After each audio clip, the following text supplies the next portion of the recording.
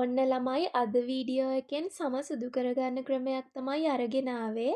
ඉතින් ඔයාට අඳුරු සමක් තියෙනවා නම් නැත්තම් සම අවුවට පිච්චිලා ස්කින් කලර් එක අන්ඊවන් වෙලා නම් ඒ වගේ ප්‍රශ්න තියෙන ඕනම කෙනෙක්ට මේ ට්‍රීට්මන්ට් එක try කරලා බලන්න පුළුවන්. ඉතින් මේක ගොඩක්ම සාර්ථක ක්‍රමයක්. ඔයාට මේක මූණට වගේම මුළු බොඩි එකටම උනත් කරන්න පුළුවන් හොඳම ට්‍රීට්මන්ට් එකක්. ඉතින් මේකෙන් බ්ලීචින් ක්‍රීම් ගාලා වගේ නම් සුදු වෙන්නේ නෑ. ඔයාගේ හැම දැන් තියෙන පාටට වඩා ෂේඩ් එකකින් දෙකකින් වගේ වැඩි කරගන්න මේ ක්‍රමෙන් පුළුවන්. එහෙනම් අපි යමු වීඩියෝ එකට. Welcome back to my YouTube channel. subscribe කරලා එකතු වෙන්න. මම ඉස්සරලාම ඔයාට ස්ක්‍රබ් එකක් හදන විදිහ තමයි කියලා දෙන්න යන්නේ. මෙතනදි මම දුඹුරු සීනි මේස හැන්දක ප්‍රමාණයක් අරගන්නවා. ඊළඟට කෝපි කුඩු මේස හැඳි භාගයක් මම ඒකට දාගන්නවා. ඉතින් අපේ මේන් ඉන්ග්‍රීඩියන්ට් එක වෙන්නේ කොෆී පවුඩර්. ඊළඟට මේකට අපි ඔයිල් එකක් දාගන්න ඕනේ. ඉතින් මම එකතු කරන්නේ වර්ජින් කොකනට් ඔයිල්. ඔයාට මේකට coconut oil, olive oil, almond oil එහෙමත් නැත්නම් තල තෙල් උනත් ගන්න පුළුවන්.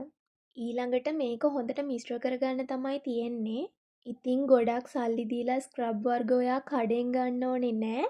මේක ගොඩක්ම හොඳ ස්ක්‍රබ් එකක්. ඔයාට මුළු ඇඟටම උනත් මේක පාවිච්චි කරන්න පුළුවන්. ඉතින් මම ස්ක්‍රබ් එක හදලා මේ වගේ වීදුරු බෝතලයකට දාගන්නවා. මේක ඔයාට මේ වගේ බෝතලයකට දාලා මාසයක් දෙකක් වුණත් මුකුත්ම වෙන්නේ නැතුව තියාගන්න පුළුවන්. ඉතින් ඔයා හැම සුදු කරගන්න මොන ට්‍රීට්මන්ට් එක කරත් වැඩක් නැහැ. ඇඟේ මැරුණු සෛල තියාගෙන ඒ නිසා අනිවාර්යෙන්ම එක්ස්ෆෝලියේට් එකක් යූස් කරන්නම ඕනේ. ඊළඟට පැක් එක හදාගන්න විදිහ කියලා දෙන්නම්. ඉතින් මේකෙත් මේන් ඉන්ග්‍රීඩියන්ට් එක වෙන්නේ කොෆී පවුඩර්.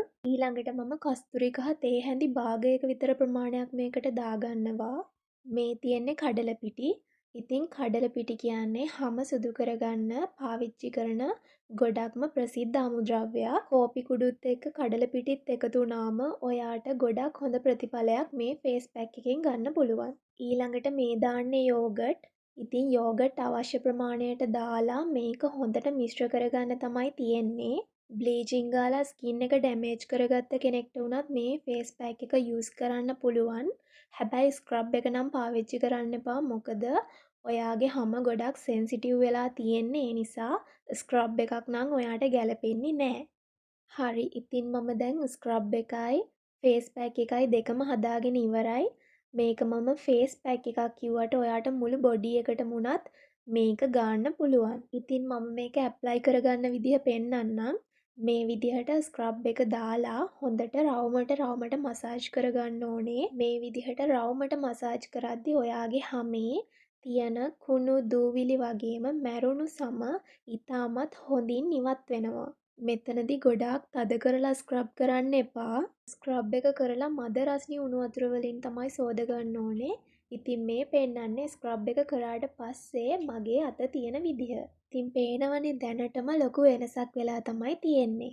දැන් මම මේ පෙන්නන්නේ පැක් එක දාගන්න විදිහ.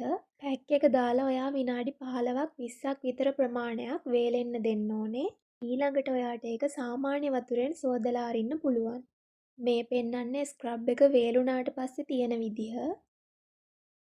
මේ තියෙන්නේ වොෂ් කරාට පස්සේ තියෙන විදිහ. ඉතින් ඔයාට පේනවද මගේ අත් දෙකේ තියෙන වෙනස? ඊළඟට ඉතින් ඔයා මේක මූණට කරා නම් ඔයාගේ ෆේස් ක්‍රීම් එක හරි බොඩි එකට කරා නම් ඔයාගේ බොඩි ක්‍රීම් එක හරි ඇප්ලයි කරන්න තමයි තියෙන්නේ. මේ තියෙන්නේ ෆයිනල් ලුක් එක.